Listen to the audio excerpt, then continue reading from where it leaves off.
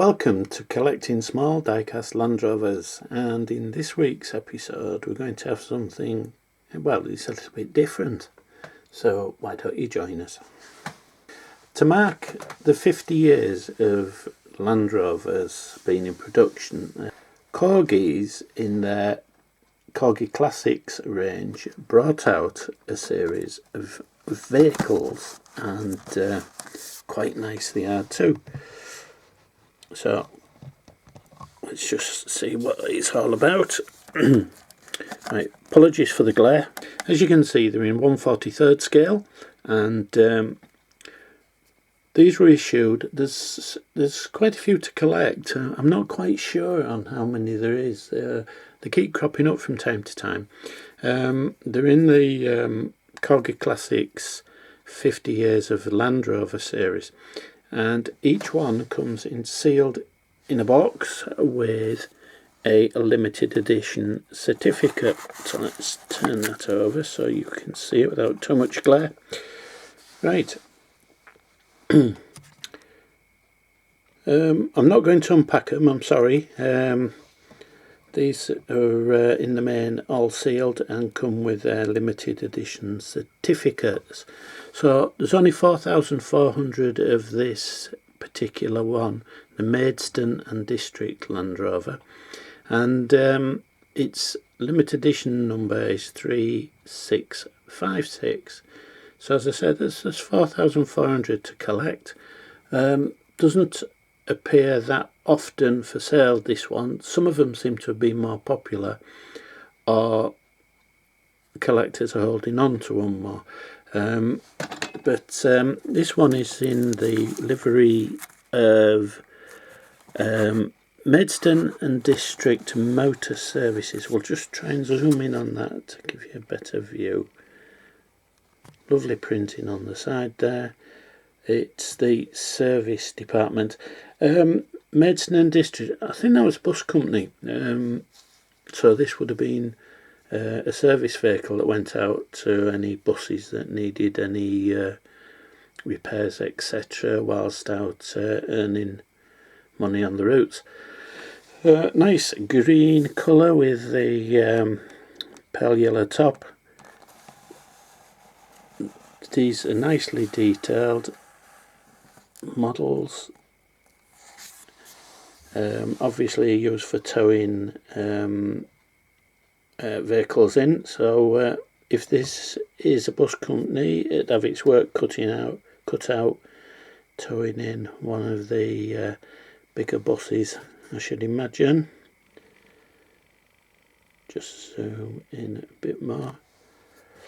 896 AKR registration number. Really nice to collect these models. Really struggling with the glare, I'm sorry. Let's come round to the back. Nice details on the back. The join between the top and the bottom, it probably just needs a push down. But don't forget, you're viewing it on a much larger screen than it would be in real life, so what looks to be a big gap there to the eye isn't that bad at all. Right, so as we come round to the other side, let's read some of the information they give you. Right, it's just a brief history of the Land Rover, that it was conceived by the Rover Car Company in 1948, etc. Quite a few of these to collect. Prices are going up a bit at the moment, but to be fair, everything in life is going up in price. So so are these models accordingly. I think about 12 to £15 may get you one at the cheaper end, but I've seen them as high as £24. But nice little collection you could have. I know they did a pickup in this that was gold plated. Haven't got one.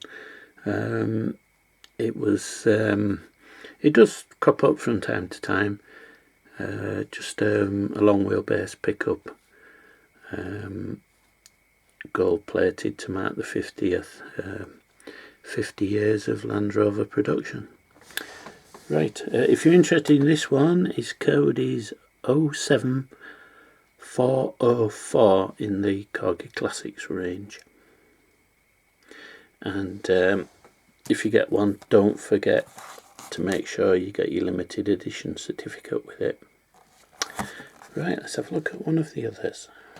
Right, this one is Corgi Classics, code number 07403, and it's the AA Land Rover, always popular, this livery. This depicts one of their early machines, and very nice it is too. Now then, the eagle-eyed amongst you will have spotted that this one is open, so if we can just get the lid off, there we are. You get a better view of the model, and in the back you get your package, which depicts this one has 7,400 produced, and it is 3353 in that run. So obviously Corgi Classics were aware that the AA livery was going to be far more popular with collectors, so they produced for 4,400 of them. So possibly that's why these crop up more on the second-hand market. So, nicely depicted machine. I'm sure most AA road services themed collectors will have this in their collection. Really nice looking model. And I'm sure you'll be able to pick it up still sealed, but you may have to pay a premium for it.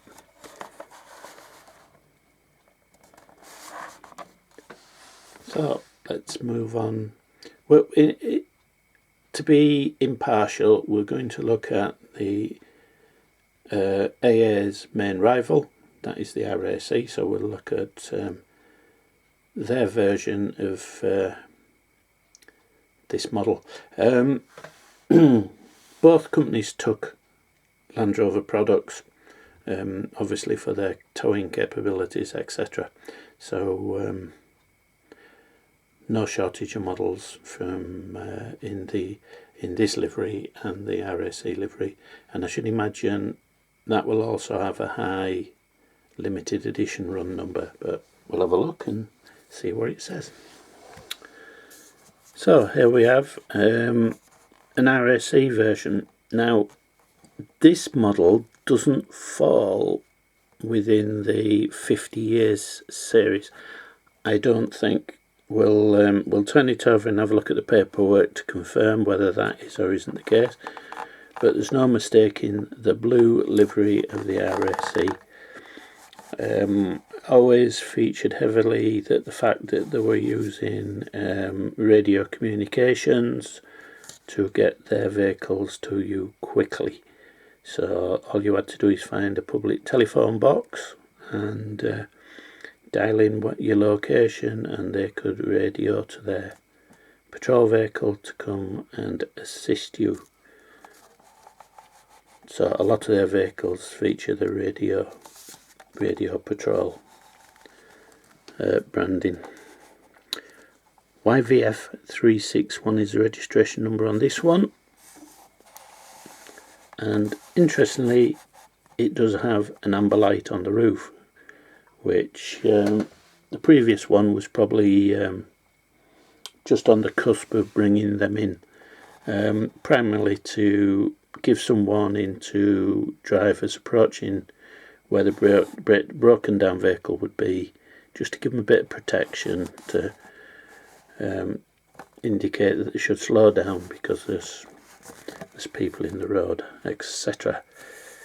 Right, so